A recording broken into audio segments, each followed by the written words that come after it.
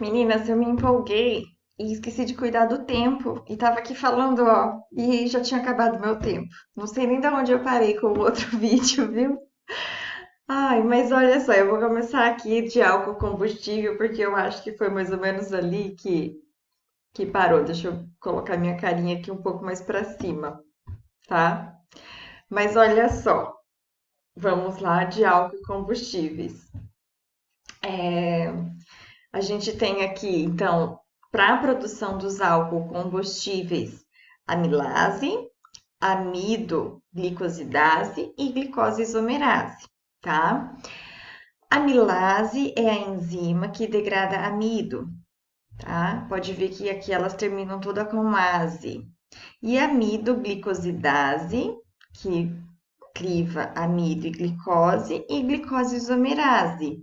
Isômeros são aquelas moléculas que têm a mesma estrutura, mas não são sobreponíveis, como as nossas mãos. São iguais, mas quando eu sobreponho elas, elas não se encaixam. Então, transformação de isômero, transformar uma em outra, certo? Qual é a aplicação? Liquefação do amido, sacarificação e conversão da glicose em frutose, que seria o processo, né, de isomerização. No alimento, onde que as enzimas são usadas, proteases. As proteases são enzimas que degradam proteínas, tá? Amilases, que degradam o amido. A gente já tem naturalmente amilase na saliva, amilase salivar. Lactases, tá?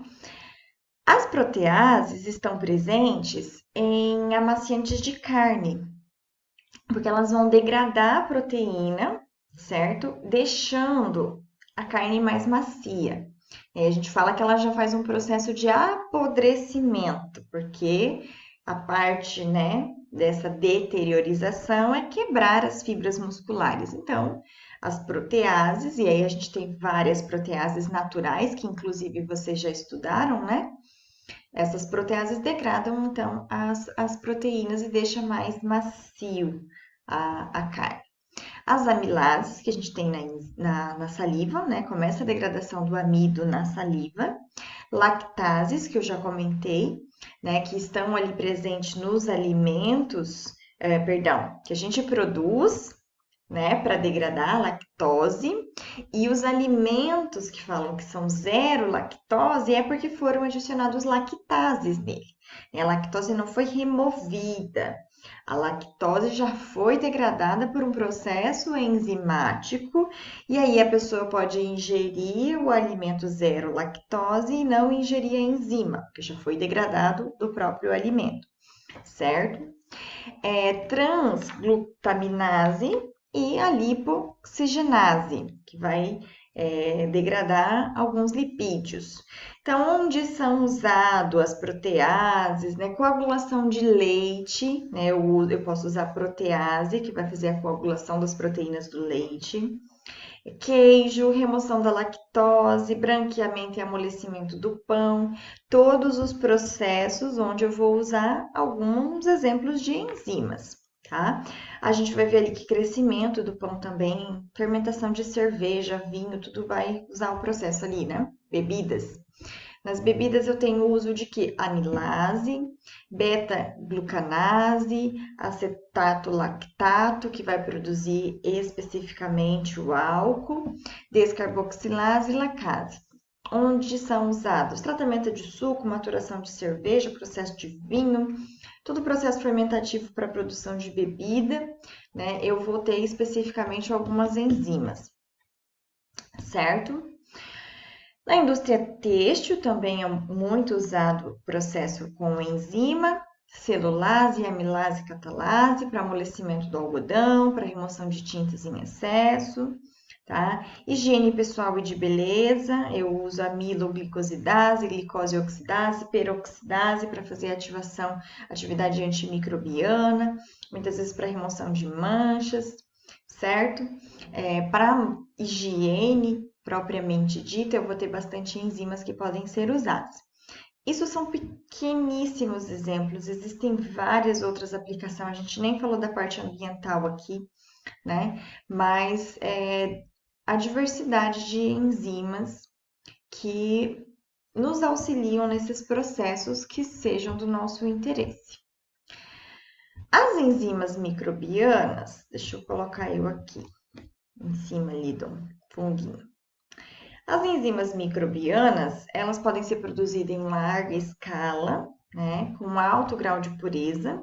Eu havia comentado com vocês que ela tem um grande interesse industrial, porque as enzimas microbianas, elas são de fácil manuseio, né? Eu consigo ter numa estufa, numa BOD, milhares de plaquinhas e eu consigo fazer o crescimento de milhares de micro-organismos em 24, 48 horas e remover as enzimas do meu interesse. Muito mais fácil, muitas vezes, do que obter enzima do animal ou obter enzima do vegetal, né? Isso vai me favorecer o quê? Um alto rendimento, alta produtividade, independente das condições climáticas, não importa se choveu, se fez sol, se está frio ou se está calor, porque as condições dentro do laboratório elas são mantidas sempre. A gente na BOD mantém a temperatura, mantém a concentração de oxigênio, a relação de oxigênio e CO2. Então eu consigo trabalhar o ano todo, né?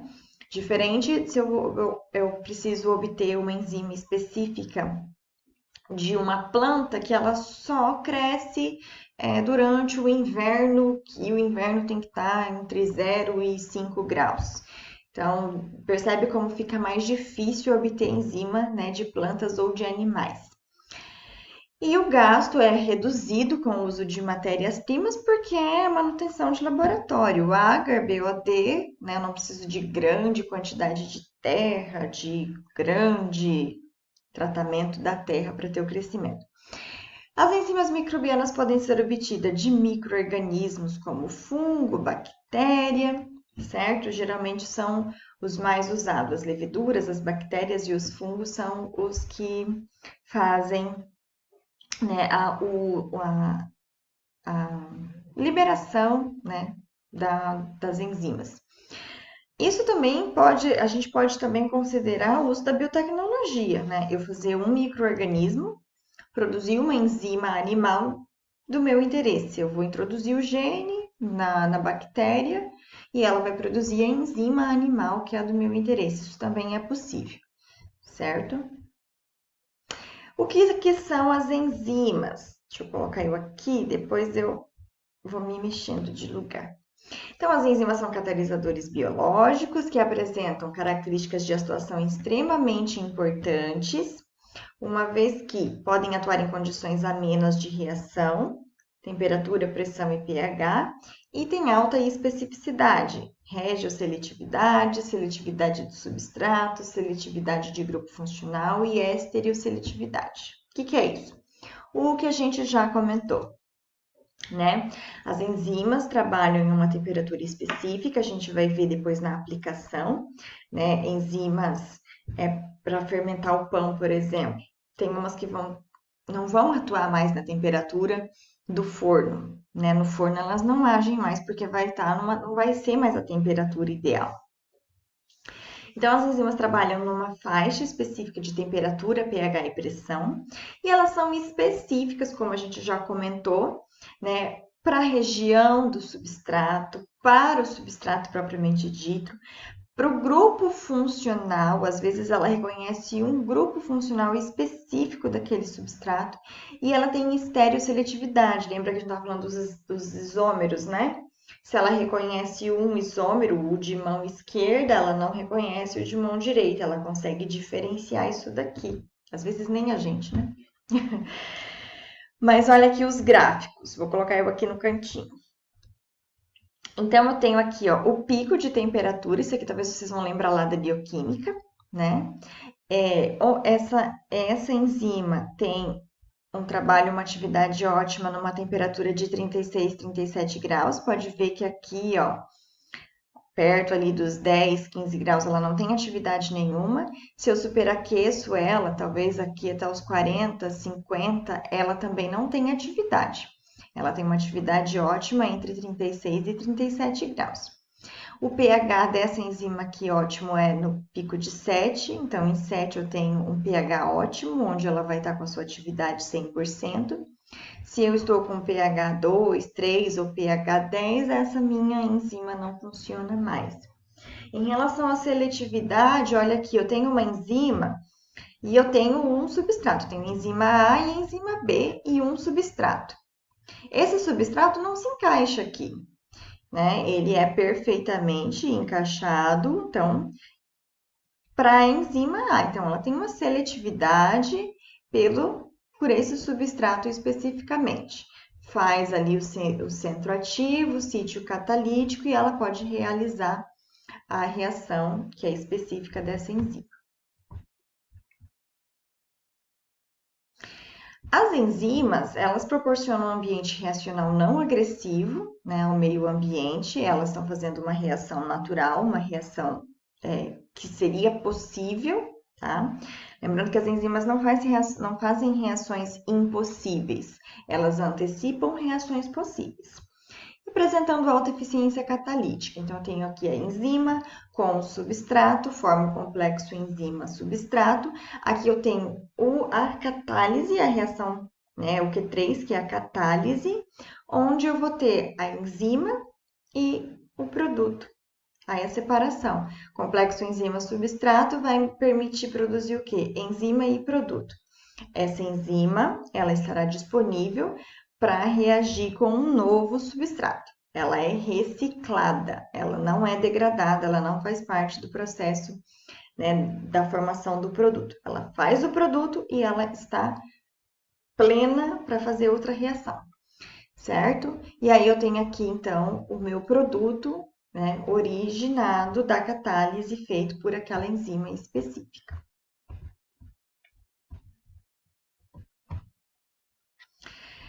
Quais são as enzimas que podem ser usadas? Então, eu tenho macromoléculas hidrolisadas por enzimas utilizadas na indústria de alimento.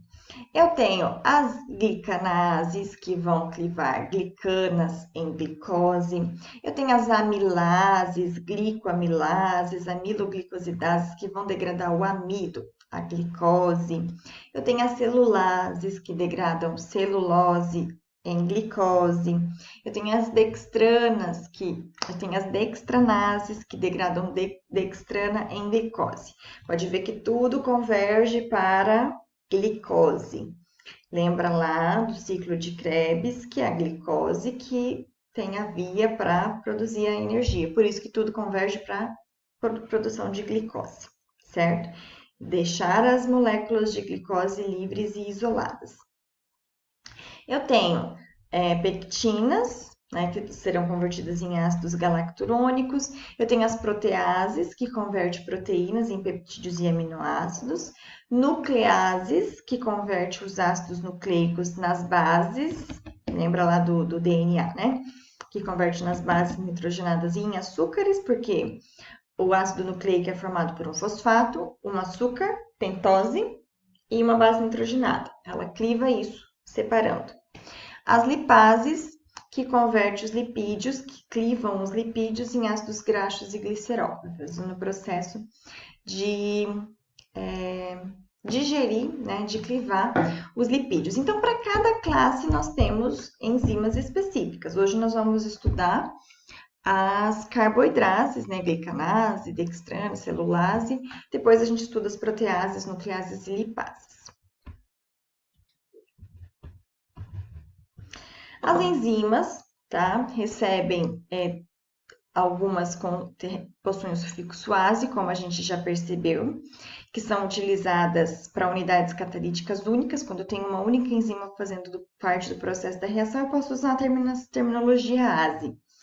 E aí a gente vai ver, a gente viu no slide anterior, que cada enzima tinha um número, tá? Eu vou comentar disso no próximo slide, porque já está dando meu tempo, agora ficar um pouquinho mais esperta.